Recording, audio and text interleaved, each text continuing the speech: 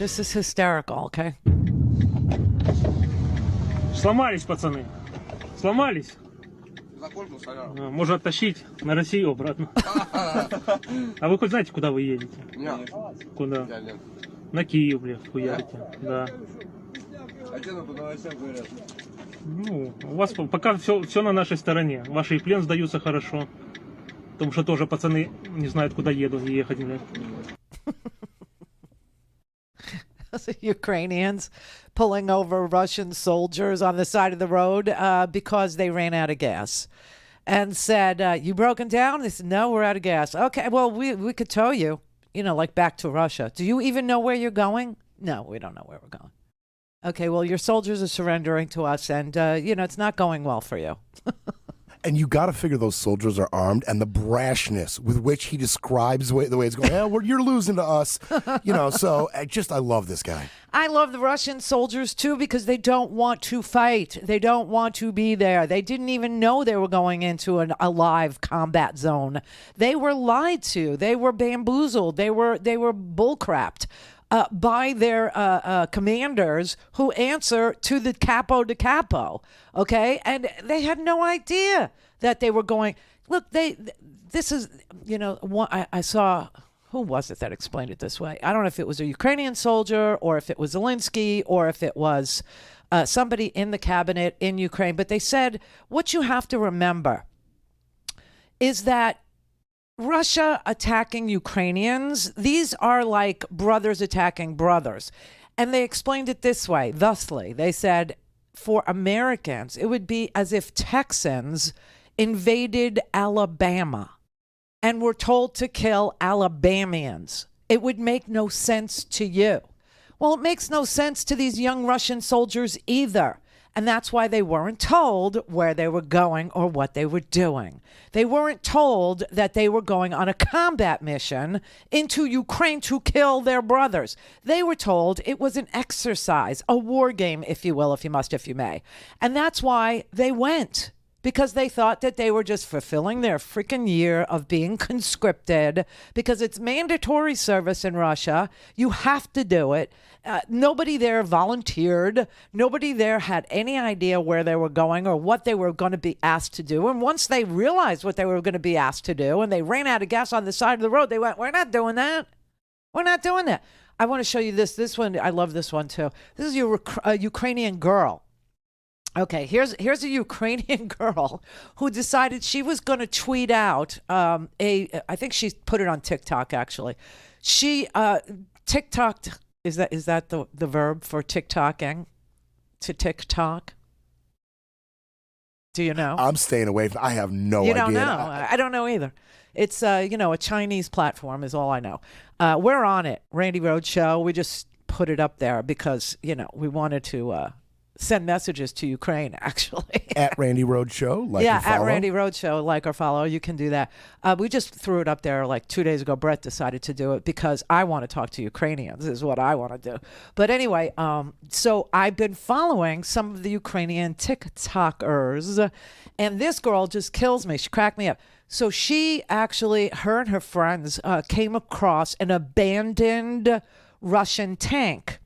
And she decided to show to create a tutorial, how to drive your newfound friend, your Russian tank, how to drive it. And she TikToked this. Если вдруг вам попадется свободный или брошенный БТР, то сохраняй лайфхак, как его завести. Включаем массу, оба генератора. Теперь втыкаем обогатитель. Опа. Следующий у нас стартер. Все, завелся! Предохранители. 1, 2, 3, 4. А теперь фары и обдув стекла. Прижимаем сцепление. О! И включаем первую скорость.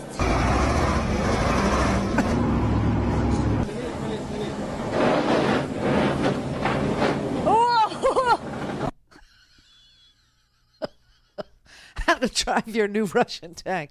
I love her nails. I gotta say, I love her nails. I love her, and normally not the Ukrainians are lovable. You know that. I could listen to her talk without translation all day. That was delightful. Yeah, she's like press the clutch, turn it on, start it right here, and then press the clutch, put it in gear, and 1, 2, 3, 4, go. Robert in Florida. Randy, you are a former trucker, so you know a few things about trucking. I know a thing or two about a thing or two. Yeah. That's right. Yeah. Listen, and you know what? If they're all if they got a line 40 miles long, that thing's going to need, and they're doing a slow pace walk, crawl, or whatever they're doing. They're waiting for orders, something. I don't know. Yeah. But I'll tell you this: they're eventually going to run. They're going to run out of fuel. There's no fuelers. I didn't see any fueler trucks on the satellite pictures I saw. To put the fuel back in the truck. If they stall out and it gets cold, they're going to be stuck there for longer than a day or two. That stuff gels up. But that's not why I called. I really called for this. And isn't there something we could do for the Ukraine? And I was telling the screener, why can't we redo those exercises in the Pacific Ocean so that way maybe we pull a few people off the line in the Ukraine to go watch their back door over there on the east side of Russia, Yeah, like a false, like an exercise or something. Yeah. They can't leave it alone. They got to go watch us and see what they're doing, what we're doing over there. And how about this? How about go back into help the Kurds in Syria? Donald surrendered the Kurds to Putin, and within an hour, the base that we had a Russian flag on it. Why not just go back and say, you guys got to get out of here? And we're helping our friends the Kurds, and that way, they got more agita in their belly because they don't know what to do and how to do it next. These are two different parts of the world, you understand, right? I do understand, but I want Russia thin. I want them spread out everywhere. I don't want them all in the Ukraine. Yeah. I want them to have to watch. I want them to watch every port of entry. Here's what I've heard, and I cannot say true, not true. This is just reporting, and it's coming from our Pentagon. So take it with a grain of salt. Who knows? They said that 80% of everything Russia has is already in Ukraine. 80% of everything they have is already there.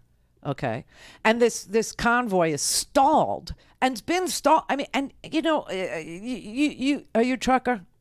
I am. So we don't ever drive like 4 across like that. Look at them; they're all like 4 across. It's not just a long line of one behind the other and too close for comfort anyway. They're like 1, 2, 3, 4 across on a 2-lane highway. It's a very weird formation, and the whole thing is something wrong with it. And so that when you say, and Gary says it, it seems like a decoy or it seems like a fake or an intimidation tactic. I kind of think that's what it is. I do too at this point, because if you really wanted to do something, you'd have to do it quick, because you cannot be out on the open. Can't be exposed that long outside. The only other explanation I can come up with that I've heard, and I'll just because I'm not a tactical genius when it comes to military warfighting or anything like that, okay? And I've never ever been in combat, and we all know that, okay? So that said, I heard an explanation that what the Russians have in mind is that they're going to soften targets, but they're hitting freaking apartment buildings and city halls. So I don't know, but that they were going to soften the ground, and then this convoy was going to go in and occupy Ukraine.